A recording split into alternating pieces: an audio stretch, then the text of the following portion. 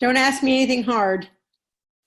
Okay, that's those are the rules. Okay, so And it's Julianne. Rev Julianne, Rev J is what the kids call me. Rev J. All right, sorry, go start over. What was your question? Where are you from? Well, that's a hard question to answer. I am from Philadelphia originally, Okay,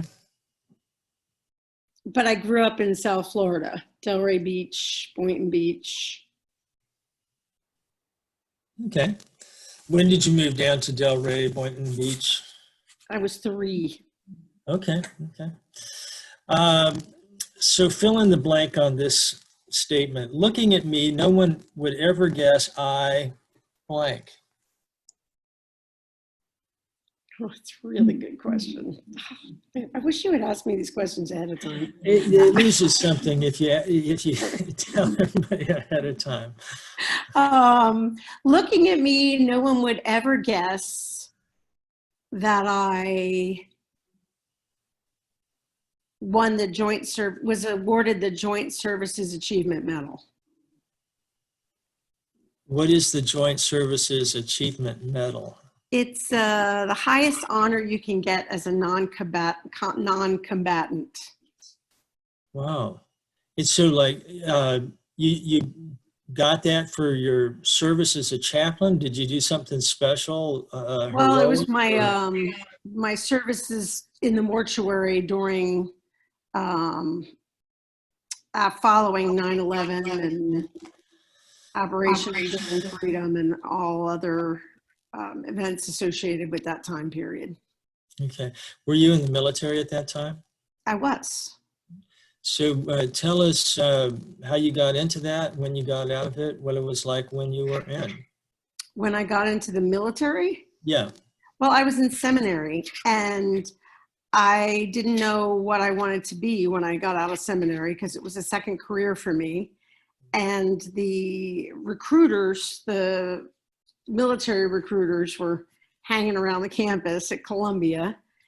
And I thought, well, I can't go into the military at 33 years of age. But since I was already a second career person. Yeah. But the Navy was very, very persuasive. But there was no way I was going to go on a ship with a bunch of men. That was not happening.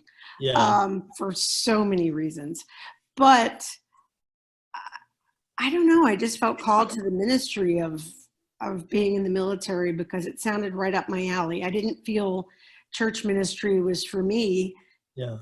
Because I just couldn't see myself preaching every Sunday, and I just wanted to be with the people right where they were.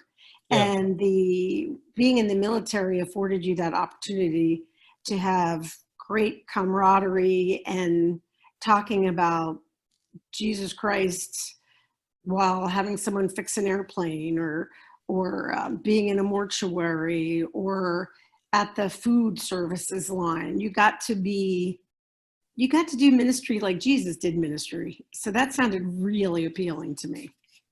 Okay. So you ended up not going to the Navy, but you went to the Air Force, right? I did. Yeah. And how long were you in? 11 years. Wow.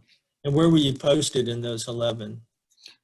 Well, I had some really fun times, like back in the day. Well, my very first duty station, oddly enough, was Patrick Air Force Base right here in South Lake. Are you kidding? Wow. And I got to see a lot of rocket launches and be the chaplain for them. I know this is not answering your question, but I think it's kind of humorous in the sense that every launch that I supervised as chaplain blew up. To the point where you have a gift. they asked me not to come when John Glenn was being launched. So, oh my gosh! Oh my gosh! Okay. But some of my favorite ministry was being hunkered down for 24 hours in the area waiting for a rocket launch, and sometimes it would take up to 24 hours. and all these commanders and generals and special people didn't have anything to do, and they just sit around and grill you on everything religious they had ever experienced in their life. So, They would talk to you about? yes, it was amazing. Those are some of my favorite ministry experiences ever.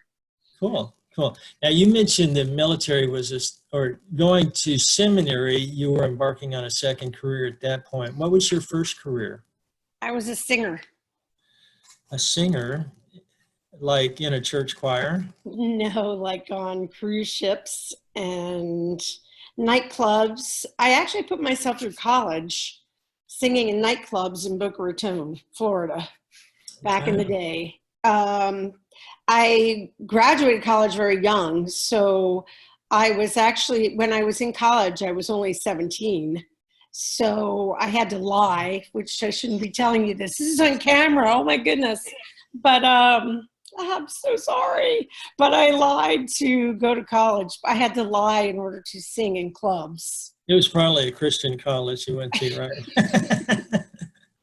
But that's how I made enough If there money to go anything's to worse college. than lying to get into college, it's lying to get into a Christian college. Okay. Well, I didn't lie to get into college, but I lied to sing at bars Okay. because Wow. I had to be a certain age.